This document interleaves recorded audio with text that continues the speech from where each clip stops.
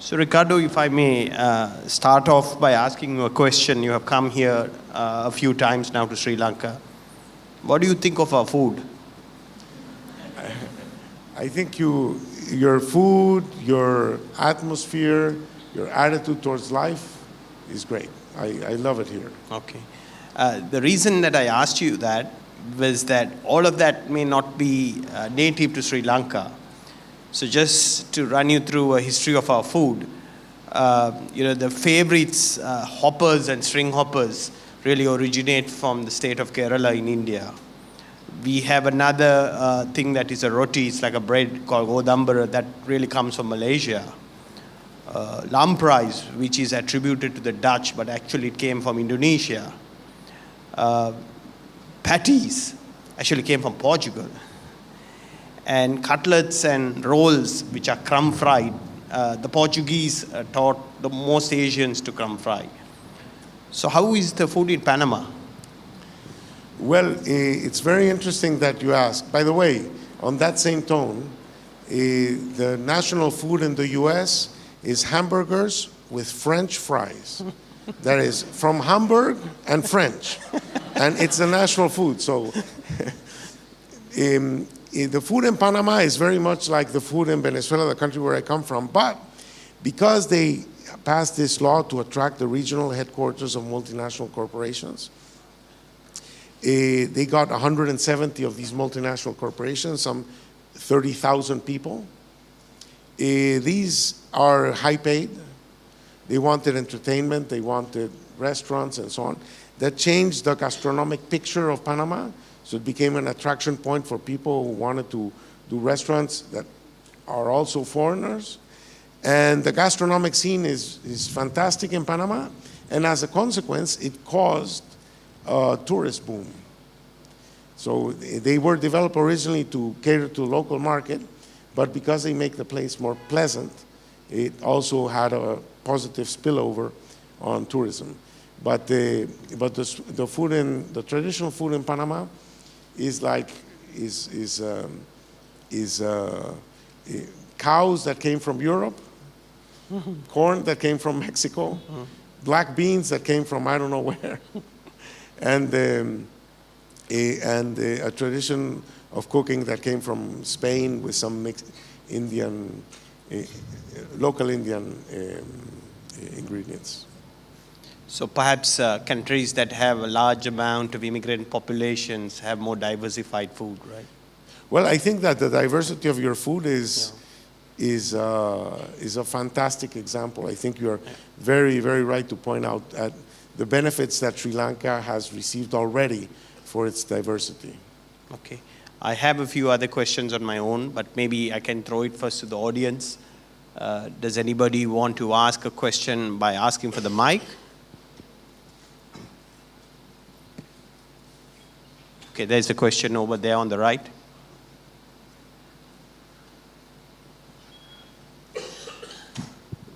Professor Hausmann, I just wanted to clarify, so your thesis is that making immigration easier would be the lowest hanging fruit if we want to move into a better economy.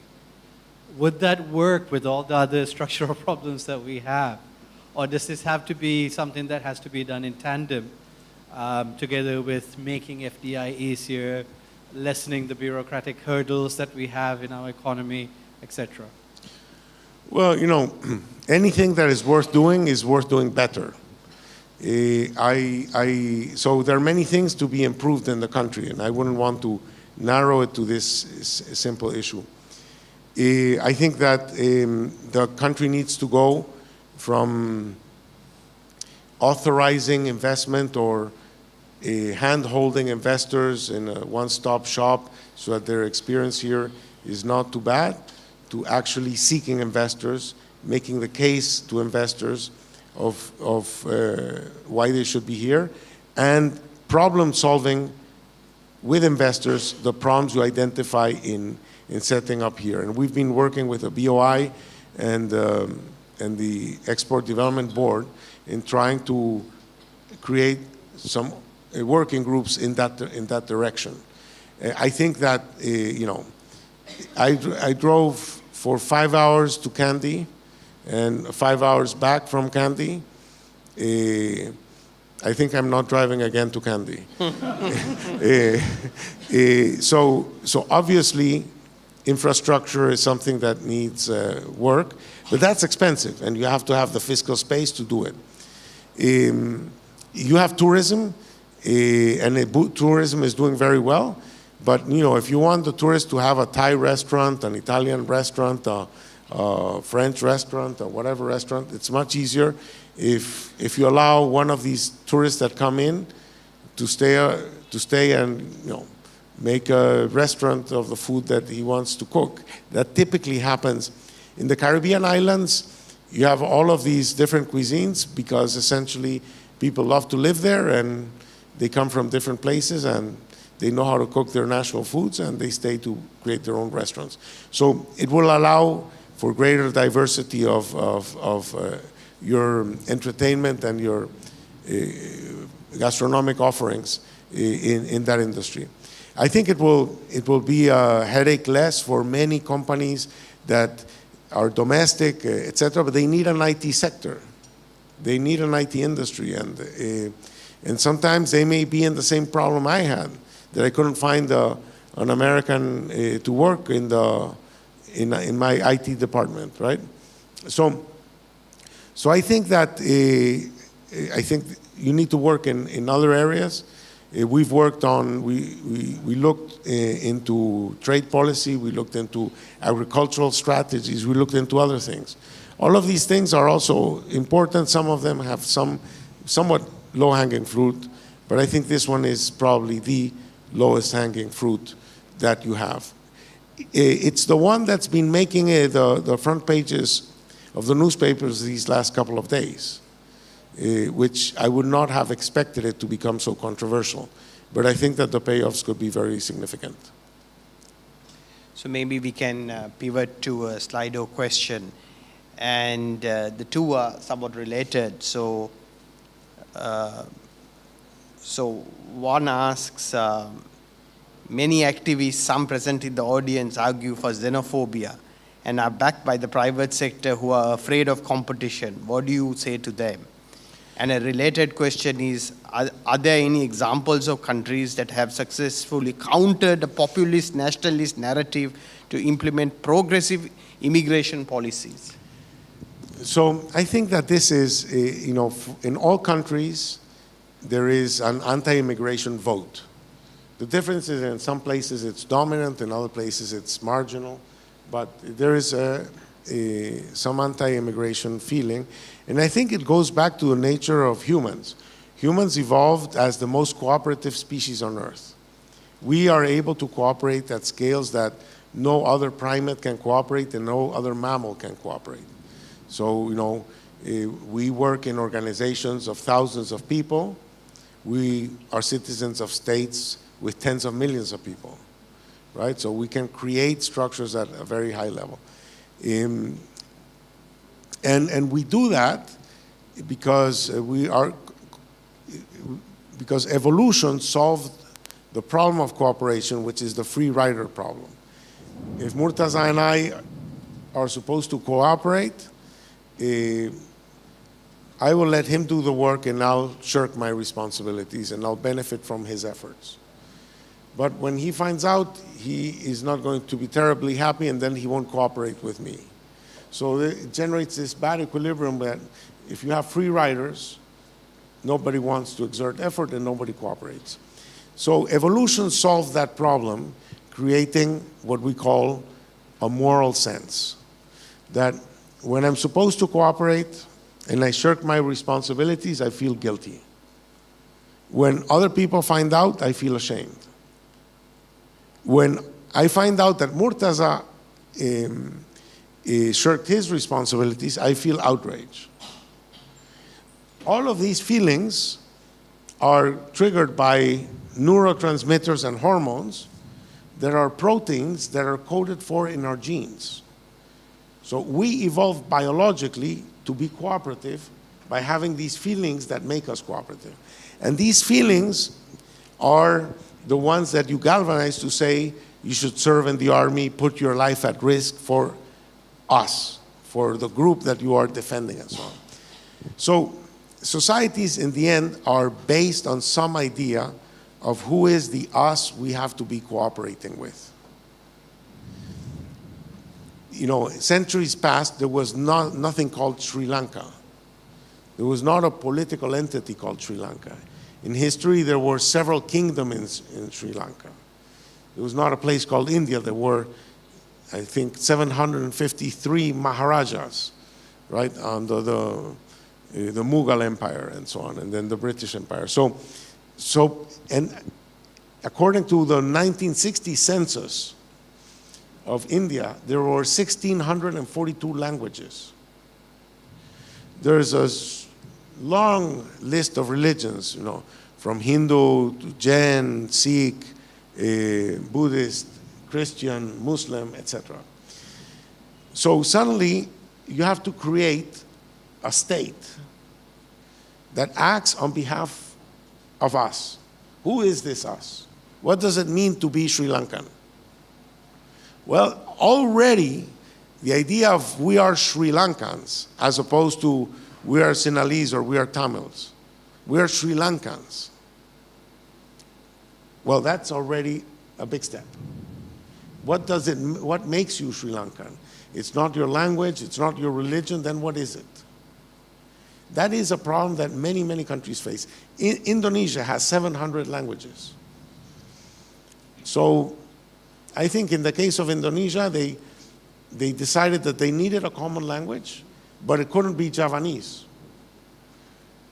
Because Java was the majority population, but they thought the rest will never accept Javanese as a national language. So they imported Malay, and they called it something else. Bahasa.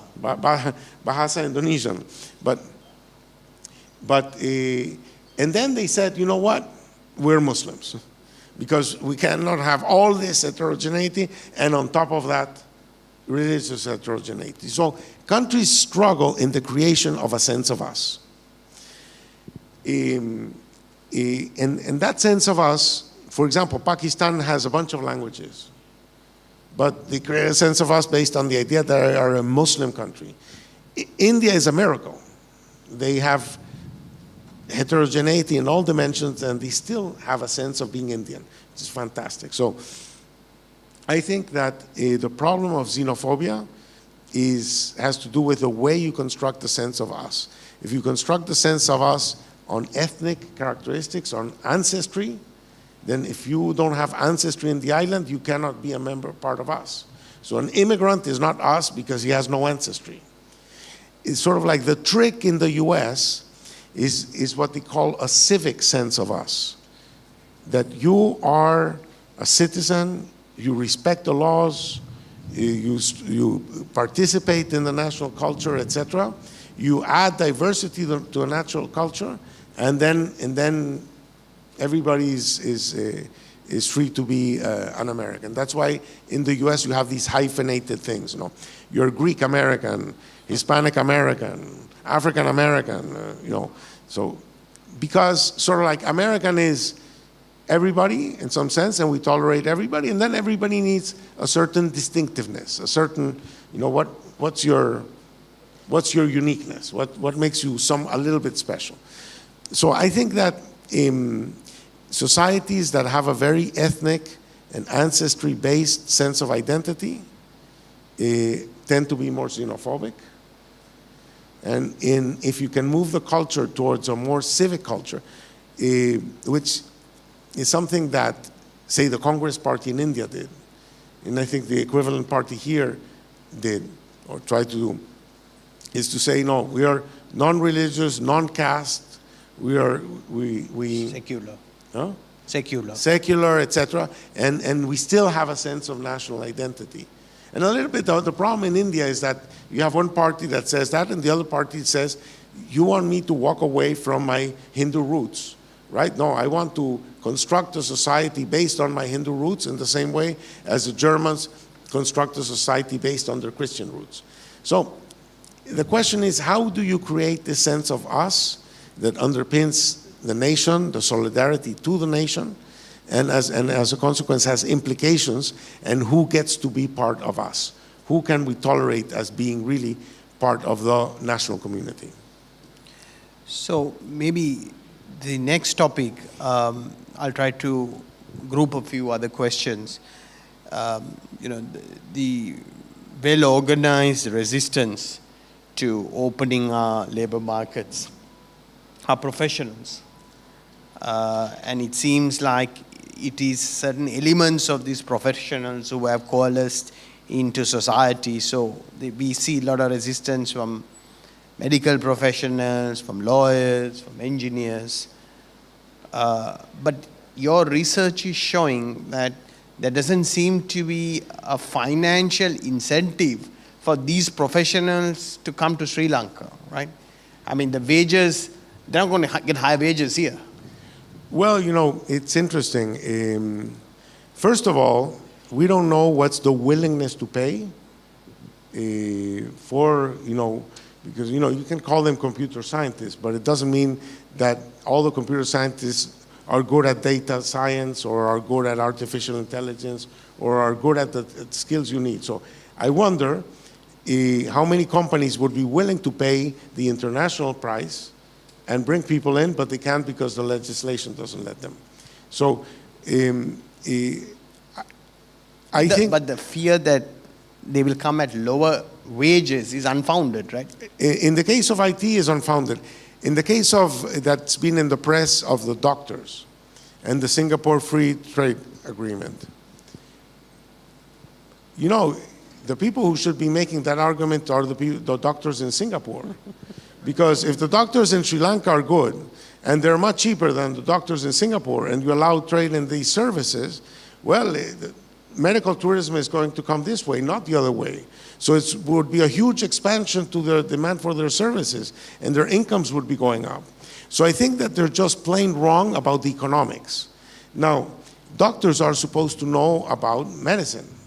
They may hold wrong beliefs about economics in the same way that all of us may hold wrong beliefs about medicine. For example, doctors believe that if a child has diarrhea, you should rehydrate him, because children die of diarrhea because they lose too much water. So you have to rehydrate them. But there was a survey done in India asking people, what should you do if a child has diarrhea? And over 70% of Indians thought that you have to stop giving them water, because obviously you're not going to put more water into a sieve. If you want to stop the diarrhea, you have to stop the water, right? Well, it's the wrong theory, but it's a widely held theory. So I can assume that some professionals have the wrong theory of the world, right? They don't understand diarrhea, and then they don't understand this aspect either, right? So I think that, and that's why the study we did on Panama is so important, that in the places where more foreigners got in, employment and wages of the nationals went up, not down. Okay. Before I open it out for a question from the audience on the mic, there was another question about, have you come across countries in which there was a vocal group against liberalization and allowing immigrants, and how the government in power, the leaders overcame that? I think that the typical way they do it is by creating specific visas. So they don't go and to free movement, free mobility of people. In fact, the cause of the Brexit collapse was not free trade. It was not even the Africans. It was the free mobility of Poles, Romanians, Bulgarians, and so on, that they wanted to have control over. So the solution, the practical solution that countries implement is they just create a plethora of visas with some rationale that they can justify, and then society more or less goes along. And I think that over time, fears tend to be reduced. You would not have imagined that a country like Switzerland is a country that has over 20% of their population is foreign-born. And now the Swiss have gotten used to it, and it's no longer a complicated political issue. And by the way, The Brits are mad, but they are at 17%. You are at 0.1%. No, so you are a hundredth of the levels of the Brits, and it's a sensitive issue. But I basically think that the professionals have it wrong. The IT professionals should embrace this. If this becomes a destination where more people can move in, so that the big guys can move in, and so they establish here a bigger platform for the export of IT, there'll be plenty more jobs, there'll be much more know-how, there'll be a much more dynamic industry that will be able to do much more. So I think it's in the vested interest of them, and it's not that they are defending something, but I think that it's just the wrong theory of the world.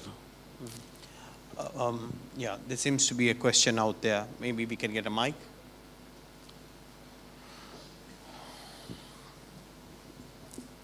A quick comment to Professor Hausmann. Sri Lanka has had a very open immigration policy.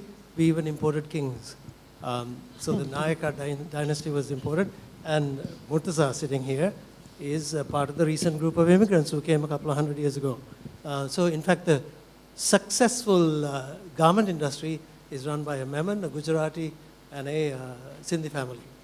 So we have quite open to that. But getting back to your question about the know-how, how do you explain the Vega project? So there's not one person other than that lady's brother who worked at Lotus and did an internship. These are all people who learned how to design an electric supercar from the web, literally. So how do you explain that context, that thing compared to your 10,000-hour thing? So Vega is a local effort at an electric car. Supercar, right. So his question is that most of them acquired it not necessarily working, but I'm not sure exactly what happened there. I think the story has to be told completely. First, where did they get the idea? What were they doing before? What are the skills that they brought into the experience? There are some industries that have lower barriers to entry. For example, if you look at the innovation in the IT sector, it's typically some kids that sit down and write a computer code. So they learn coding and they somehow, think of a problem, here's a solution to a problem, and they figure it out. If you're trying to do innovation in things like, medicine, chemicals, cement, steel, trying things out is infinitely more costly. So it requires organizations that are at a different scale, that combine different skills, etc. So all of the experiences we have of successful innovations and so on, Mark Zuckerberg, Bill Gates, Steve Jobs, etc., are people who sat down and wrote code. And we think that that's sort of like a normal standard. That's actually the exception. The rule is that innovation is very expensive. It requires you to be doing something to then figure out how to do it better. And as a consequence, and it requires an organization that's much bigger. It's not like two guys just sitting down and writing code. It's people who know about, human resource management, contracting, procurement, production, finance, accounting, and you have to bring all of these things together. So how did you get to the idea of how to run such an organization? And typically all these ideas come, they are like letters. It's not that every word uses a unique alphabet. No, there are 26 letters in the alphabet. I don't know how many letters there are in the skill set. They're not unique to the word you're going to make, but they're not generic either. It's not like one letter. So it would be nice to know what is the set of skills that had to come together to create that innovation. Yeah. So perhaps I have one of my own questions, Ricardo. Now, it seems like value in the world, economic value, is going to creative industries. And creativity, you got to get it. It is tacit to some extent. I mean, if you go back to the Renaissance 500 years ago, or even before, people had art schools in Italy. The great masters had a lot of disciples and students who learnt of them. So there was an apprenticeship model. Similarly in music. Now, generally, you don't need a lot of capital in creative trades. So a country, so it's related to one of the questions here where they're asking that, do you think this topic is premature for this country, especially since there are more important reforms that need to be put in place before that? But if you're going to create a lot of jobs, the creative and the knowledge economy looks like a great way to go about it because you don't need an enormous amount of capital. But that know-how is not necessarily with our people. They may have some innate talent, but they got to learn it off some people. So two things. One is, do you have a sense of how do you respond to that question, that are there other priorities, that this is not the immediate priority? And my question is that if you're going to attract creative people and you have a visa program, some of these creative people, you cannot have measures. There are no degrees. So for example, we had a practical problem about visas for photographers. I mean, photographers don't come with qualifications, you know. So how do you enable these kind of people to come? And these are the kind of people that Sri Lanka really needs. So maybe you can try to answer that question, that this is not a priority at the moment, that we have other reform priorities. Well, in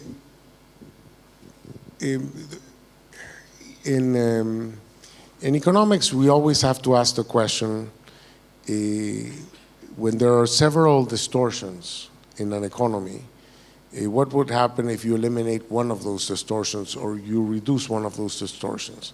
And there's a very important theorem called the Theorem of the Second Best that says that if there are several distortions in an economy and you reduce one of them, you have no guarantee that the thing will improve. For example, suppose you have highly distorted trade because you have high tariffs and so on. And you say, well, I'm going to adopt a free trade policy. And you reduce tariffs. Well, if tariffs were an important source of fiscal income, suddenly you have a wider fiscal deficit. And it's not obvious that the problems that the larger fiscal deficit is going to cause are going to be smaller than the benefits of whatever trade liberalization you think you're going to achieve. So whenever you have a situation where there are several distortions, you have to ask yourself the question, which one should I tackle first, or which one would be more important to tackle, or if I were to improve on that one, will I do harm in other aspects? We have done a growth diagnostic of Sri Lanka precisely to ask the question, what are the binding constraints to Sri Lankan growth? And we think that they have to do with the dynamics of exports, and we think that it has to do with the fact that things that could have happened didn't happen. That after garments, you didn't get into electronics, and you didn't get into machinery. Maybe because at the time that everybody was getting into electronics and into machinery, you had a civil war going on, and sort of like those investors never came, right? But I think that those innovations tend to occur by people who arrive in place with a know-how that the place didn't have. So I do believe that immigration is relatively critical to this problem that I think is the binding constraint that has to do with the export diversification. Now, if I were emperor of the galaxy with full powers, I aspire to the position, I confess, but I would tackle the issue of land in this country. 80% of the land is state-owned, and the state has no price signals to allocate the land. So, for example, the BOI had a certain number of industrial zones. They ran out of space, and since they don't make any money by having industrial zones, they stopped. And we thought a couple of years ago when we started working here that was a problem, it was a constraint. So we worked with the BOI to identify new areas where industrial zones could be built. And I will have forgotten the two names of these industrial zones that we're pushing, which Rojana and Binge something, yeah. so, and we think that the fact that these are going to be filled up very quickly is an indication that it was a binding constraint. So I'm not saying that, I'm of the view that I'm not a one policy economist. But I think that this one has, I don't see the downside. I honestly cannot think of a narrative of if you were to do this, it would be bad, right? Even if you did or didn't do other things in the meantime, I don't think it takes that much bandwidth or attention. It's not like, it doesn't take fiscal space. I mean, I think you should build a road network in this country that can reduce the time of travel, which is absurd right now. But that takes years and fiscal space. This one doesn't cost you anything. It will generate benefits in the short term, and it will relax this constraint you have of insufficient diversification. If you look in the people who diversify the United States were not born in the United States, or there's a disproportionate number of those who were not born in the United States. If you gave yourself that chance, you would be, again, you would be a little bit like, you would hire Messi, and maybe the team wins. Yep, there's a question at the back. Professor Hausmann, this been working with Sri Lanka and export diversification, I think, for about 3 years now. My question is whether you're happy with the progress that Sri Lanka is making, whether things are really moving forward. He's saying that you have been engaging with this government for 3 years, and are you happy with the progress they're making?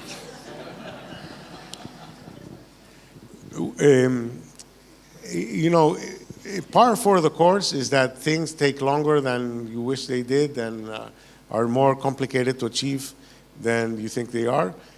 I must say that, in one of the areas in which you are in water, in which you are a bit unique, is that you have 45 ministries and 90 deputy ministries. As my father likes to say, why make things difficult if you can make them impossible? So I think it's hard to do things in this public sector, but I have had very positive experiences in the BOI, in the Bureau of Investments, in the Export Development Board, with the Tourism Development Board. Very, very competent professionals, and I think that the administration, the public bureaucrats have to be empowered a little bit more in the capacity to execute. All over the world, there is this now obsession with corruption. And the obsession with corruption is paralyzing many people. That they fear, that they think that something is wrong, something would be good for the country, but it could be misinterpreted. And then you might be taken in front of policemen or courts and so on. So everybody becomes extremely conservative in the way they define their jobs. So they don't own the problem, they just follow procedure. And so nobody is in the business of solving a problem. People are in the business of following existing procedures. And if those existing procedures are wrong, they don't fix the procedures. They just follow the procedures. So this is not a uniquely Sri Lankan problem. This is a fairly universal problem. But I think it's a problem that needs fixing in many places. So I have a question of my own, but maybe I can put Mr. Nihal Radasinghe on the spot. I won't, not out of context, but he's the controller of immigration. Can you just, for the benefit of the audience, just explain to us the types of visas that are available for foreign workers to come and work here? Maybe we can get a mic here.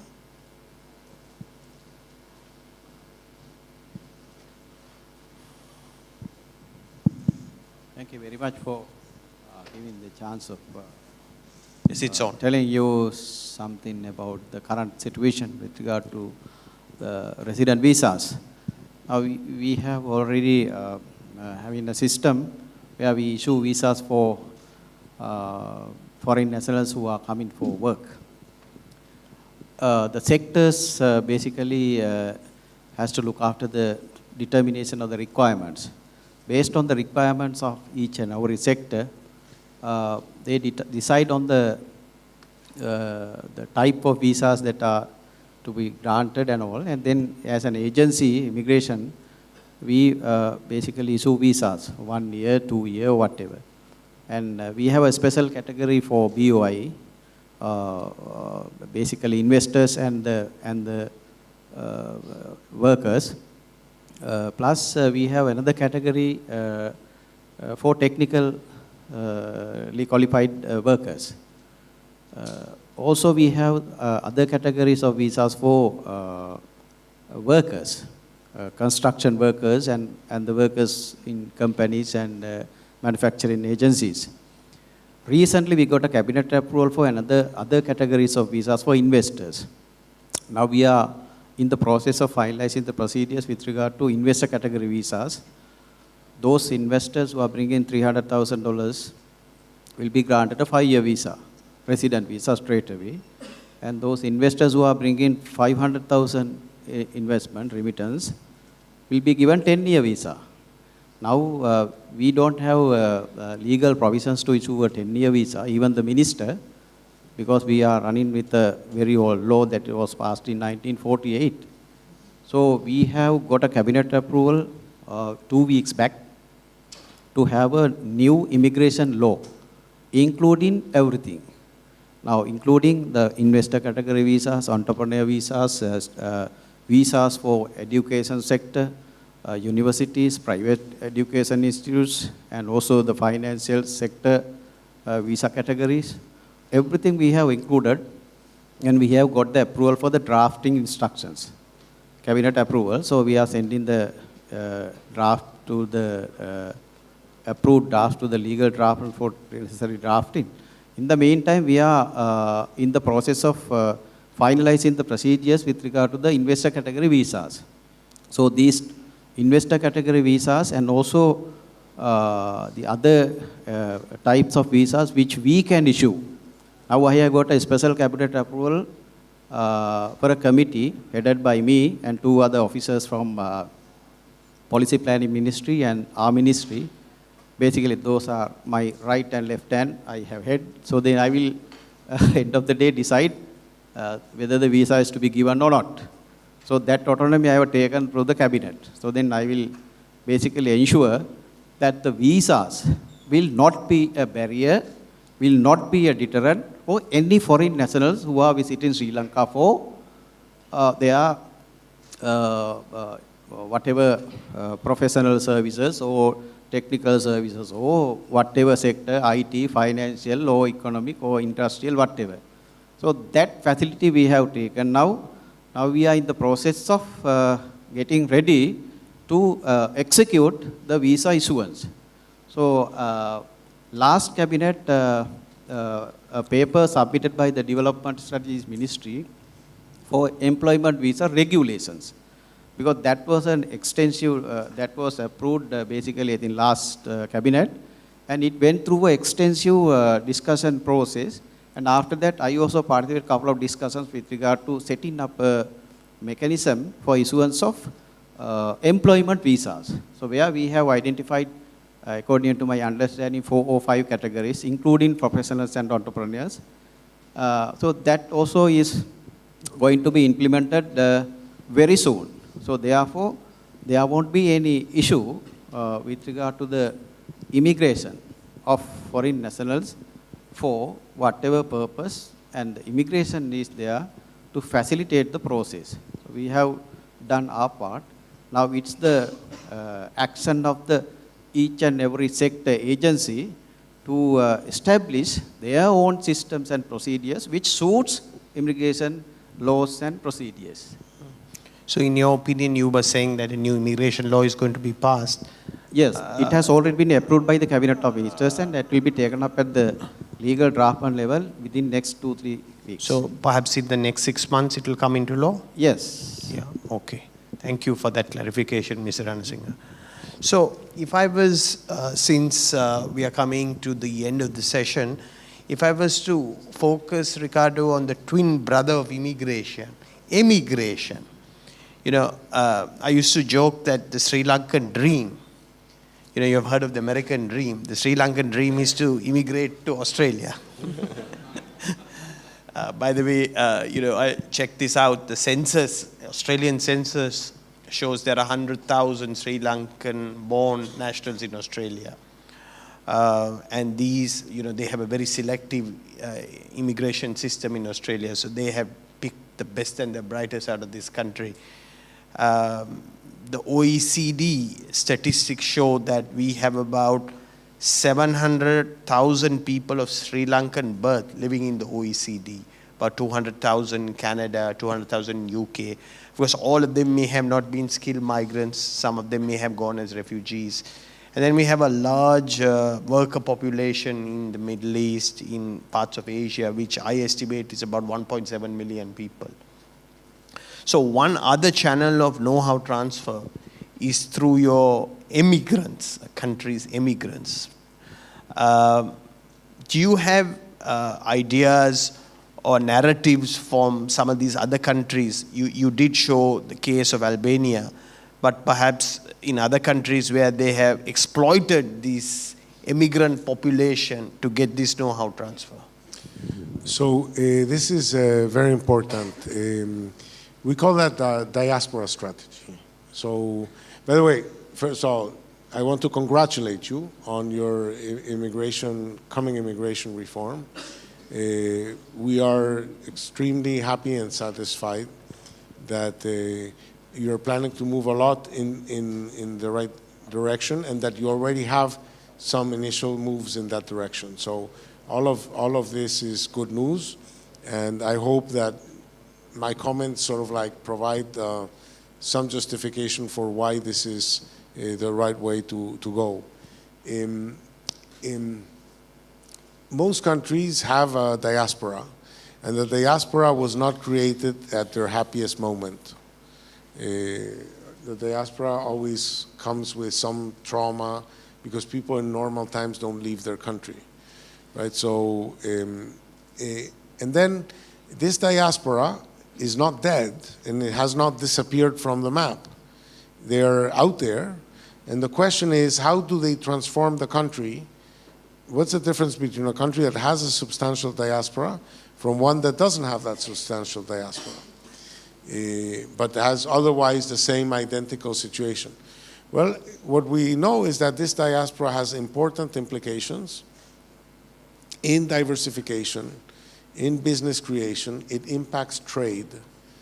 So you're much more likely to, for example, Venezuela, the country I'm from, had 700,000 Spaniards, Italians, and Portuguese migrate at the end of the Second World War and then in the 50s and so on. So Venezuela trades much more, used to trade much more with Italy, Portugal, and Spain than would be explained otherwise. And that has to do with the fact that people have these linkages. The places that in Brazil got German immigration in the 19th century today produce things that were not invented in the 19th century, did not exist in the 19th century, but they got to Brazil through some cultural links between the Germans of Brazil and Germany. So if you have migrants, if your migrants came from Italy, you're good at making pizzas, right? But by the same token, if your migrants went to Italy, they become good at Sri Lankan food, right? So diasporas have a potential important effects. And countries have diaspora strategies and diaspora policies. The problem in Sri Lanka, we all know, is that, you know, the diaspora was to some extent created in the context of the Civil War and was in some sense involved in the conflict. And as a consequence, the feelings between part of the diaspora and the country are not necessarily constructive. So that needs to change in order to maximize the potential value of the diasporas. But I would say, think of yourself as the Bangalore or the Hyderabad of Australia, right? That because not everybody can go to Australia and people might lose the ability to stay in Australia, they better set up shop here and service Australia from here, right? And then do their startups here and so on. So these possibilities have to be explored, and many countries have a diaspora ministry. So, for example, we convinced the Albanian government to create a ministry of diaspora. Kosovo has a ministry of diaspora. Armenia has a ministry of diaspora. And India has a ministry of non-resident Indians. So countries actively think not only of immigration policy, but of diaspora policy. And I think that, you mentioned the people born in Sri Lanka. If you ask the people in Ireland, how many Irish people are they? They'll ask you, in Ireland or outside of Ireland? So they say, well, give me both numbers. I say, well, in Ireland, we're 4 million. Outside of Ireland, we're 70 million. Because they count not just the people who were born in Ireland, they count their children, their grandchildren, their great-grandchildren, and so on. So all of these Sri Lankans that have left have had children, grandchildren, and so on. And all these people can have a sense of being Sri Lankan, having a Sri Lankan identity, feeling an emotional connection to the country, being willing to contribute, to establish links, etc., etc. When there are like 20 or more university professors of Sri Lanka in Boston. And when they heard that we were doing this project on Sri Lanka, they came to see us to explain to us that they had the plan. They were all at age of retirement, more or less, that they wanted to create a university in Sri Lanka because they wanted to give back to Sri Lanka, etc., etc. Those things happen because people feel an emotional attachment to their roots, to their identity, and so on. And I think that is an important feeling on which to base something, because then you're going to get a source of diversity that you would not have otherwise gotten. And I think it's a very important complementary policy, and I thank you for raising this issue. Absolutely important. Yeah, there's a question up front.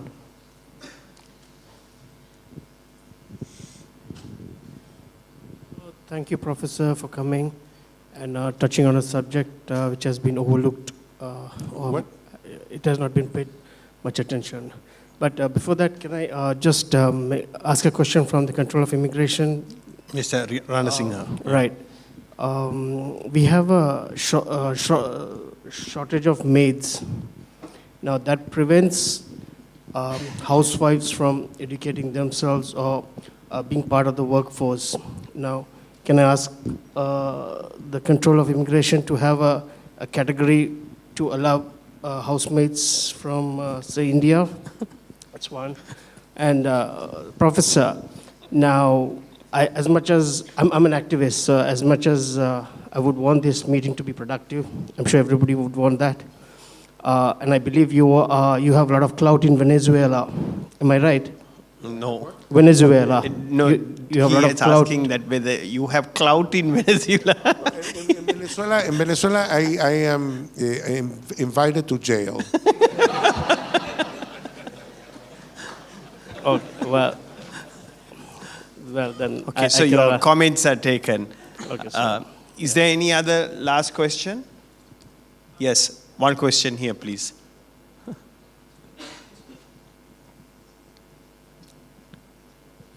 Professor Hausmann, thank you so much. Welcome, Kennedy School alum as well. Just a really quick question. So was it a good idea to move from an agriculture-oriented economy to a service sector-oriented economy? And the second thing is, when you talk about immigration, we are assuming that all governments are focusing and will be supporting an open economy. So when we moved from regaining Sri Lanka to Mahinda Chintana, we sort of look backwards again in terms of closing doors, in terms of attracting foreigners and foreign investment. So I'm not quite sure whether you're keeping in touch with the old government policies and what you think about. So I just want to find out about open economies versus closed economies and the risk of policy reversals and what does this mean in terms of immigration. Thank you. So the first question was, I think that the economy has transitioned from agriculture to services without industrializing. Yeah, well, this is a topic that my colleague Danny Roderick has emphasized a lot, what they call premature deindustrialization. Let me say that when we think that we have moved out of agriculture, obviously agricultural output has not declined. Agricultural output has increased dramatically, but it's now that productivity in agriculture has increased so much that we don't need to be working in agriculture to have agricultural products.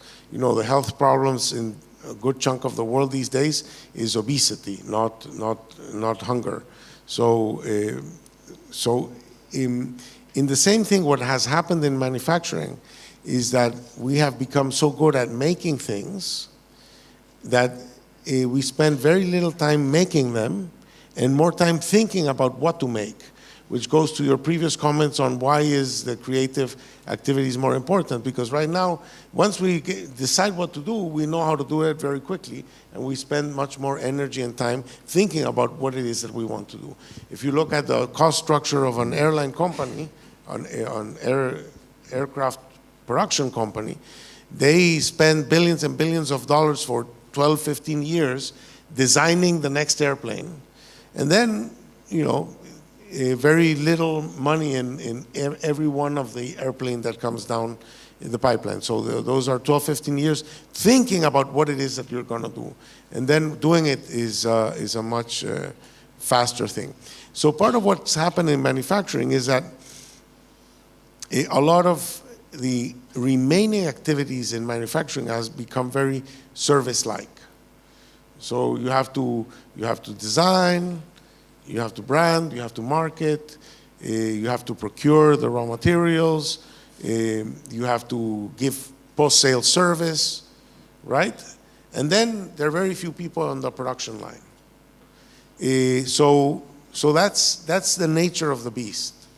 The point that my colleague Danny Roderick makes is that those production line jobs were very good for low-skilled workers to participate in a much more productive activity and get them to something else. And that's sort of like, that ladder is smaller. And I think that's a reality. I think that's a reality. But still, you find places in the world that are able to attract significant manufacturing activity. And I am convinced that, look, I visited some of these garment factories here in Sri Lanka. You took me. They are the most advanced I've seen in the world. I don't see why you couldn't imagine that in other industries you would become equally capable. In fact, I saw the practical implementation of the Toyota philosophy of lean production here, involving production line workers in responding to quick demands and so on, where sort of like the whole organization thinks about reorganizing work because they gotta, you know, they are how you call it, fast restocking, where I think those skills should be transferable to other industries. I think there are some missing letters that have prevented these other industries from appearing, and I think that some effort on FDI and some effort on immigration are bound to suddenly make some stuff appear in Sri Lanka that could become very big. I can imagine, you know, Chennai has a humongous auto industry. I'm sure that it's cheaper to send a container from Colombo to Chennai than to move 10 blocks in Chennai. So I wonder, could you have the supply line of the supply chain of the automotive industry in Chennai located partially in Sri Lanka?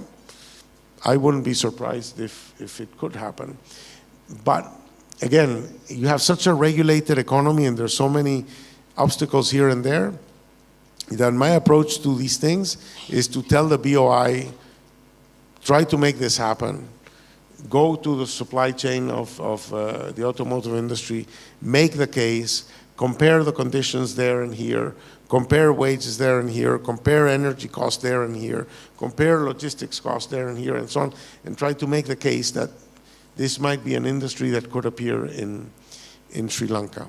And then you'll learn the reasons why it doesn't, and then you can decide if those reasons are fixable, not fixable, that you're really unable to move in that direction or not. But unless you try, it will not happen. Costa Rica got into Intel not because they fixed their policies and suddenly a foreign investor came in. They got into Intel because the president of the republic was calling the president of Intel all the time and lobbying him and trying to convince him to come. And after Intel came, it changed significantly the structure of the Costa Rican economy, and then other people who knew that Intel had gone decided, well, if it's good enough for Intel, it must be good enough for me, and so a bunch of other people came later. And they moved out of garments into a bunch of new things. That thing didn't happen in Sri Lanka, and we don't know exactly why, but it doesn't matter. The question is, can it happen now, and what would it take? Okay, thank you.